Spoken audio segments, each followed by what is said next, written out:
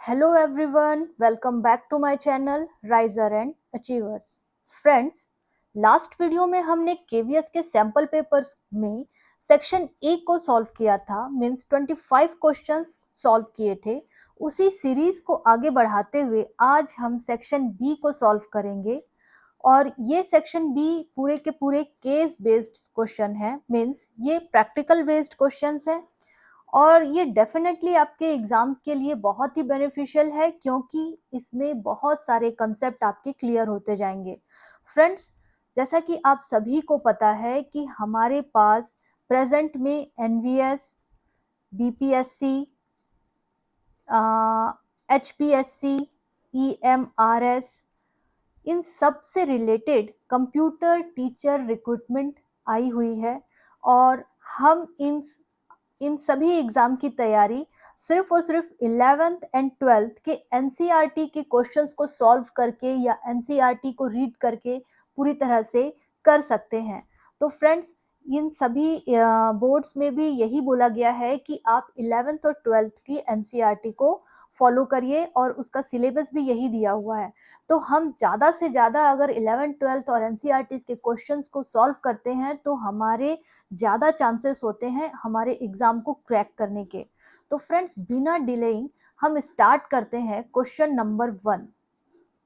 Question number 1, what will be the output of given code. Friends, इस questions में हमें ये बोल रहा है कि आपने अगर पांडा यूज़ किया है तो उस पांडाज में अगर आपकी सीरीज में डेटा ये है और इंडेक्सेस ये हैं, तो अगर मैं चारू को कॉल करूं तो वो क्या आने वाला है। तो फ्रेंड्स, इस तरह के क्वेश्चंस के लिए सबसे पहले आप ये देखिए कि इंडेक्स में चारू कौन से नंबर पे है।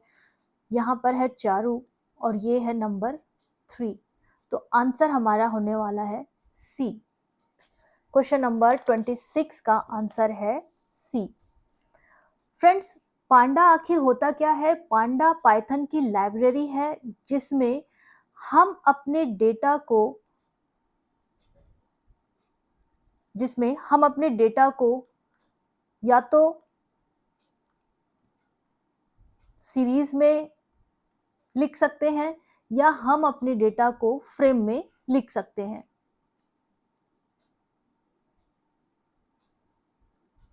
ओके, तो next question is question number 27, assuming the given series name stud which will be the used to print 5 as a output। इसमें ये बोल रहा है कि आपके पास एक सीरीज दी हुई है। इस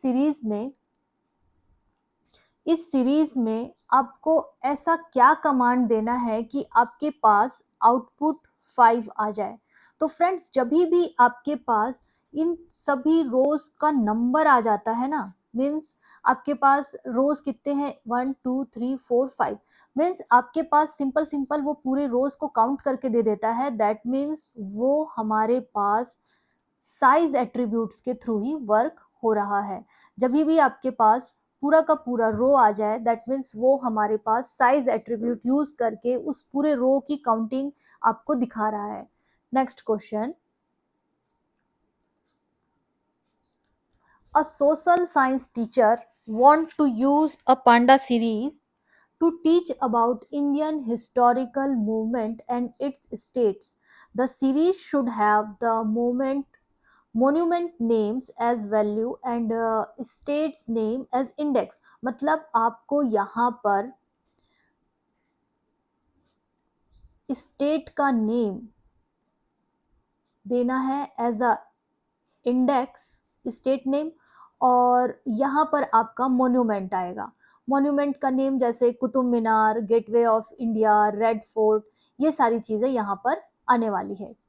तो उसके लिए हम कौन सा अपना डेटा फ्रेम या डेटा सीरीज का किस तरह से इंडेक्स लिखें, वो हमें यहाँ पर पूछा गया है। तो फ्रेंड्स, इसके लिए हम यहाँ पर सी को टिक करेंगे क्योंकि सीरीज का हमेशा याद रखिए, सीरीज हमेशा कैपिटल में होगा और मोन्यूमेंट हमको इंडेक्स एक्चुअली हमारा स्टेट रहेगा और मोन्यूमेंट एज अ डेटा हम यूज करने वाले हैं। इंडेक्स में हम पर्टिकुलर इंडेक्स लिख देते हैं कि इंडेक्स एक्चुअली है क्या।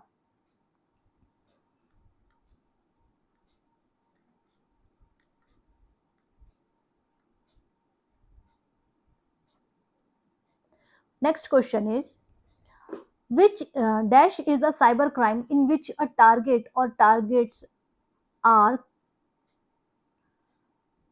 contacted by email, telephone, or text message by someone posing as a legitimate institutions to lure individuals into providing sensitive data such as personally identifiable informations, banking and credit card details and password.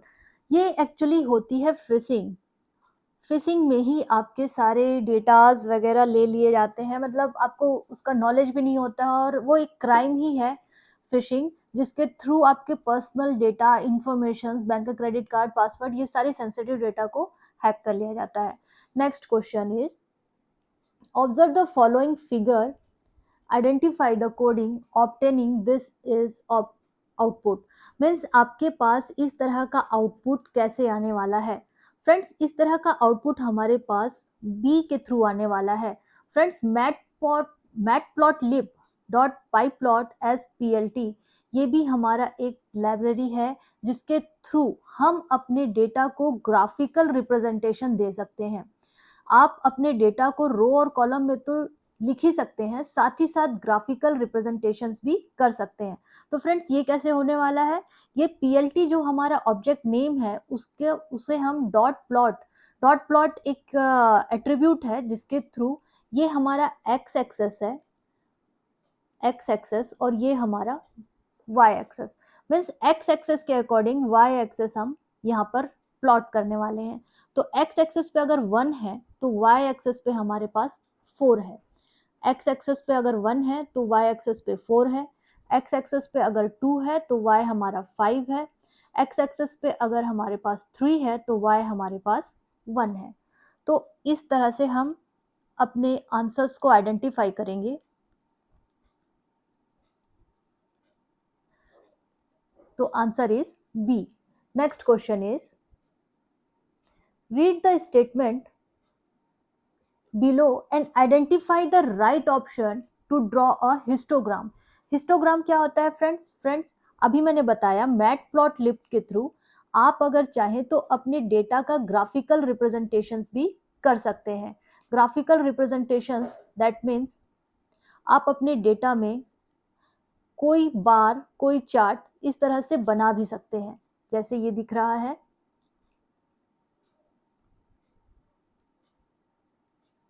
बार और graph के through हम अपने data को represent कर सकते हैं इस तरह से। तो फ्रेंड्स, ये बोल रहा है कि इसमें से कौन सा हिस्टोग्राम के लिए सही है। तो क्वेश्चन नंबर 31 का answer is C. A is correct and B is incorrect. What मतलब क्या? To make a histogram with matplotlib we can use plt dot hist function. ये बिल्कुल सही है, हम plt डॉट हिस्ट फंक्शन ही यूज करते हैं। The bin parameter is compulsory to create histogram, ये बिल्कुल सही नहीं है, ये इनकरेक्ट है। तो हमारा आंसर आएगा C. Which graph, next question, which graph should be used where each column represent a range of value and the height of column corresponds to how many values are in that range? Question number 32 का answer है D. Histogram के through ही हम उस रो और column में अपने data को represent कर पाते हैं। Next question is,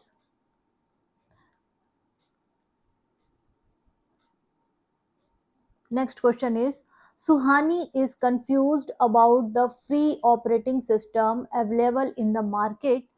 Few of her friends suggest a few operating system, help her in choosing free मतलब आपके पास फ्री ऑपरेटिंग सिस्टम इनमें से कौन कौन सा है?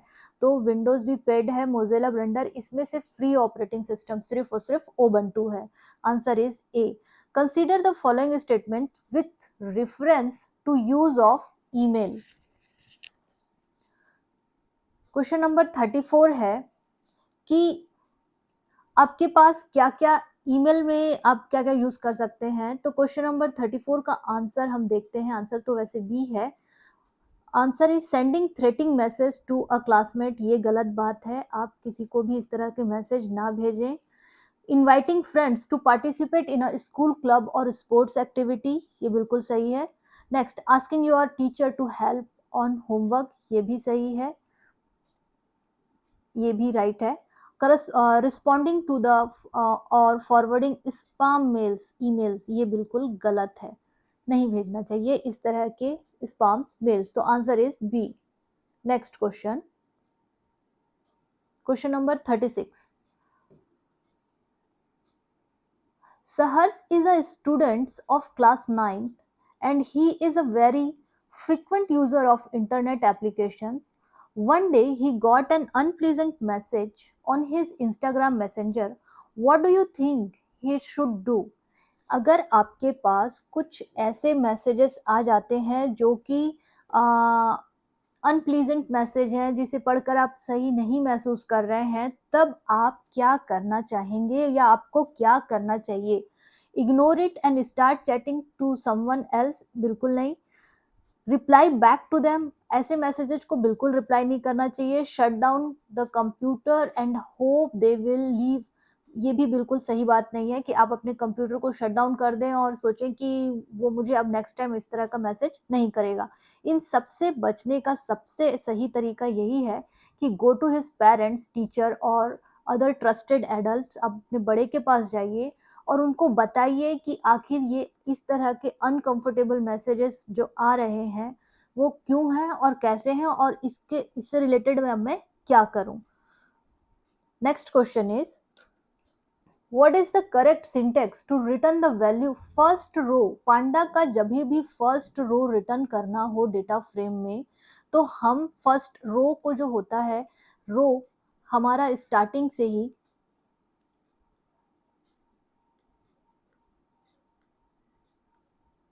एक मिनट, रो में 0 1 1 2 3 इस तरह से हम नेमिंग करते हैं। तो जब भी आपको फर्स्ट रो चाहिए तो हम जीरोथ रो को ही कॉल करेंगे। फर्स्ट रो के लिए हम हमेशा जीरोथ रो को ही कॉल करेंगे। तो ये 37 का answer is C. Feasible methods as manage e wasted, आप किस तरह से मैनेज करेंगे ई वेस्टेज को? तो हम रिड्यूस करेंगे, हम रीयूज करेंगे, रिसाइकल करेंगे या फिर हम इन सबको करेंगे? तो आंसर है हमारा all of the above. Difference between lock and I lock, lock and I lock ये क्या होते हैं? जब आप डेटा फ्रेम बनाते हैं तब आप अपनी रो को पर्टिकुलर, आप कौन से रो को कॉल कर रहे हैं, first row, second row, third row, कौन से रो को कॉल कर रहे हैं, उस रो के लिए हमें ये बताता है कि आप लॉक यूज करेंगे कि आई लॉक यूज करेंगे। तो आई लॉक मेनली यूज होता है आपके नंबर वाले इंडेक्स में, आई लॉक यूज होता है नंबर वाले इंडेक्स में जहां पर 1 2 3 दिया होता है।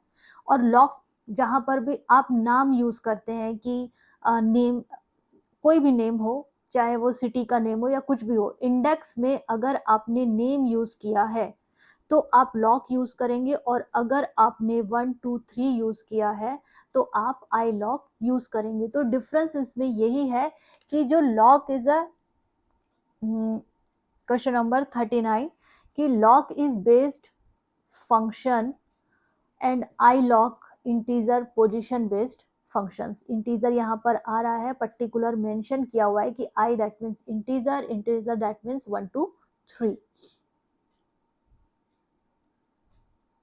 इसे डिलीट कर लेते हैं। नेक्स्ट क्वेश्चन इज कि अगर हमारे पास पांडा का एक दो सीरीज दिया हुआ है जिसमें S1 में डेटा ये है और इंडेक्स हमारे पास ये है, और एल हमारे पास एक अलग से दिया हुआ है, और S2 में जो हमारा एल, जो एल डेटा है, S2 में हम एल डेटा को पुट करेंगे, इस तरह से भी लिखा जा सकता है। S2 में हम एल डेटा पुट करेंगे और इसका इंडेक्स इस तरह से है। तो अगर हम S1 माइनस S2 करते हैं तो हमारे पास क्या आंसर आने वाला है? एक्चुअली अगर हम इसमें से माइनस करने वाले हैं, मीन्स आप जैसे देखिए v में से v माइनस कर रहे हैं, तो यहाँ पर v है 6 और यहाँ का v है 5। मतलब अगर हम v देख रहे हैं तो यहाँ आ रहा है -1। हमारे पास S1 में a नहीं है और S2 में a है, तो हमारे पास a जो आएगा वो होगा नन वैल्यू। तो इस तरह से आप देख सकते हैं कि हमारे पास कौन सा आंसर आने वाला है। ए में 0 आया है, नहीं आएगा। ए में नन वैल्यू आई है, आ सकता है। बिल्कुल ये बी ही आंसर होने वाला है। और ए में नन है, बट यहाँ और भी हम माइनस करके देख सकते हैं। कुछ नहीं करना, सिंपल और सिंपल S1 और S2 को माइनस करना है। मीन्स V में V की माइनस, अगर आपके पास Z है तो Z का माइनस, A है तो A का माइनस। बट यहाँ पर सीरीज में S1 में A दिया हुआ है, S2 में A, S1 में A नहीं दिया हुआ है, S2 में A दिया हुआ है, इसीलिए A की वैल्यू नन आने वाली है। तो हम यहाँ आंसर B टिक करेंगे। Next question, what should exhibit proper manner and etiquettes while being online? Choose the right net etiquettes. आपके पास जब आप नेट यूज करते हैं तो कौन कौन से बिहेवियर आपको रखने चाहिए? अवॉइड साइबर बुलिंग, बिल्कुल सही। रिस्पेक्ट अदर प्राइवेसी, बिल्कुल सही। नो कॉपीराइट वायलेशन, कॉपीराइट का उल्लंघन ना करें। तो ये है answer D, all of above. Next is, which command will be used to delete 3 and 5th rows of data frame assuming data frame name is df? मान लीजिए आपके पास डेटा फ्रेम दिया हुआ है जिसका नाम कैपिटल डी कैपिटल एफ रखा हुआ है और आप उसको डिलीट करना चाहते हैं, तो यहाँ पर कौन सा कमांड आप यूज करने वाले हैं? तो रो के लिए हम हमेशा 0 यूज करते हैं। हमेशा याद रखिए, रो के लिए 0 यूज होता है। तो यहाँ पर हम सबसे पहले ए को ही टिक करेंगे, क्योंकि अगर आप 3rd नंबर के रो को और 5th नंबर के रो को डिलीट करना चाहते हैं तो हमारे पास रो हमेशा 0 से स्टार्ट होता है। रो हमेशा 0 से स्टार्ट होता है। तो हमें अगर मान लीजिए ये 0th रो को ही फर्स्ट रो बोला जाता है और ये इस तरह से, तो अगर मुझे 3rd रो डिलीट करना है तो कायदे से 1, 2 और 3, तो इसको हमें यहाँ पे 2 लिखना पड़ेगा। और अगर 5th रो डिलीट करना है तो 1, 2, 3, 4 और यहाँ पर एक हो जाएगा 5th रो। 4th को ही हम 5th बोलेंगे। तो आंसर है हमारा A. Next question, write the output of given command. इसका आउटपुट क्या आने वाला है? हमारे पास एक सीरीज दी हुई है जिसमें डेटा दिया हुआ है 1, 2, 3, 4, 5 एंड 6, इंडेक्स दिया हुआ है ABCD। तो अगर मुझे ये कमांड प्रिंट कराना है कि एस, ये मॉड्यूल का मतलब ये होता है कि आप 2 से डिवाइड कर रहे हैं और रिमाइंडर उसका 0 आ रहा है। मीन्स 2 से आप डिवाइड करके उसके रिमाइंडर को 0 ला रहे हैं। तो ये कैसे होगा? आप देख लीजिए, जो इवन नंबर है, इवन नंबर 2, 4, 6, अगर इन सब में आप 2 से डिवाइड करेंगे तो आपका रिमाइंडर 0 ही आने वाला है। तो ये किस में आ रहा है आपका? 2, 4, 6, 2, 4, 6, answer number C, B, D, F।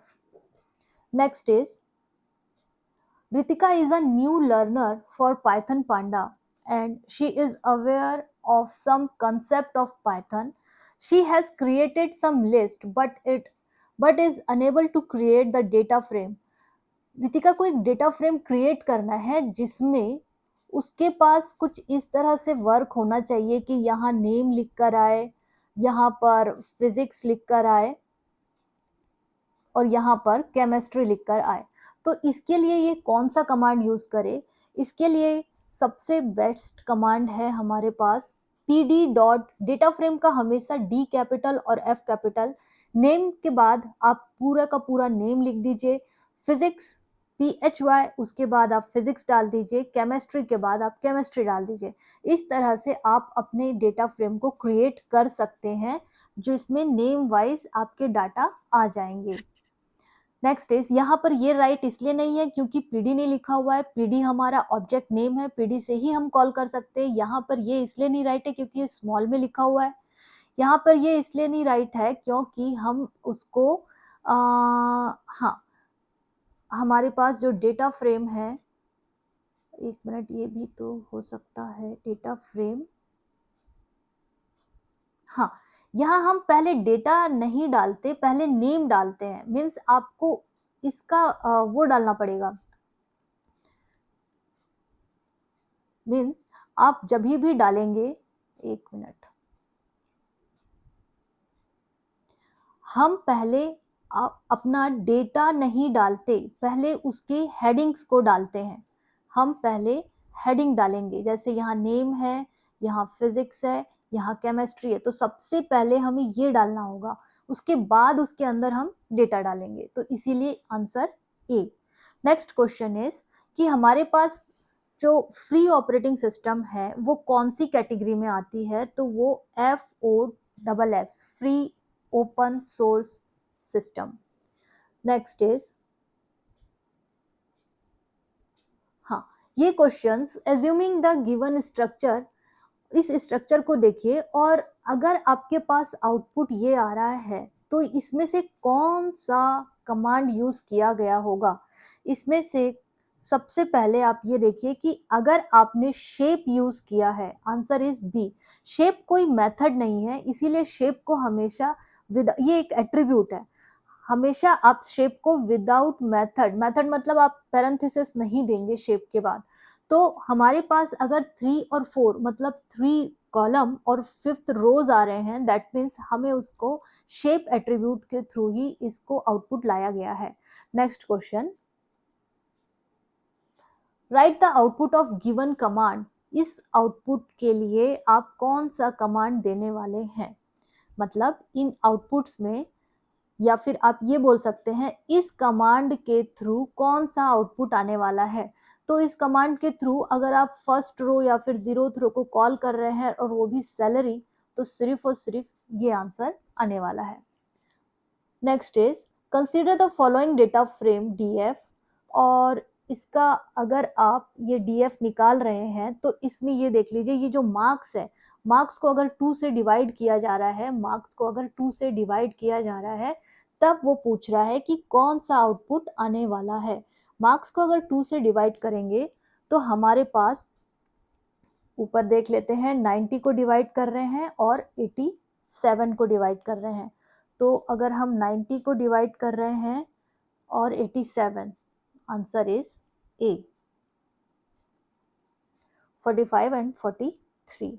Next question is, read the statement given below. Identify the right option from the following for attribute and method functions. इनमें से क्या सही है, आपको ये टिक लगाना है। तो ए क्या कह रहा है कि attributes always end with parenthesis, ends without parenthesis, सही है। Next, function and method can not work without argument, ये बिल्कुल सही नहीं है कि फंक्शन और ये मेथड्स हम बिना आर्गुमेंट के यूज नहीं कर सकते, हम बिना आर्गुमेंट के भी यूज कर सकते हैं। तो आंसर इज सी। तो फ्रेंड्स, ये थे कुछ 49 क्वेश्चन, सॉरी, ये कुछ क्वेश्चंस थे 49 तक हमने बनाया, और ये था सेक्शन बी। नेक्स्ट सीरीज में हम सेक्शन सी को कर रहे होंगे, और आई होप इन सब क्वेश्चंस को सॉल्व करने से आपके कंसेप्ट्स कुछ ना कुछ ज़रूर क्लियर होंगे, और इसी तरह के क्वेश्चंस को हम नेक्स्ट सीरीज में भी करते रहेंगे और आप अपनी तैयारी को और बूस्ट दे पाएंगे। तो फ्रेंड्स, अगर आपने मेरे चैनल को फर्स्ट टाइम विजिट किया है तो प्लीज़ इसे सब्सक्राइब कर लीजिए, ताकि इसी तरह के वीडियोस को मैं आपके सामने लाते रहूं और आपको उसका नोटिफिकेशंस मिलते रहे, और आप उससे अवेल होते रहें और इसका बेनिफिट ले सकें और अपने एग्जाम को क्रैक कर सकें। Okay friends, thank you, keep watching and keep learning and crack your exams. Best of luck. Thank you.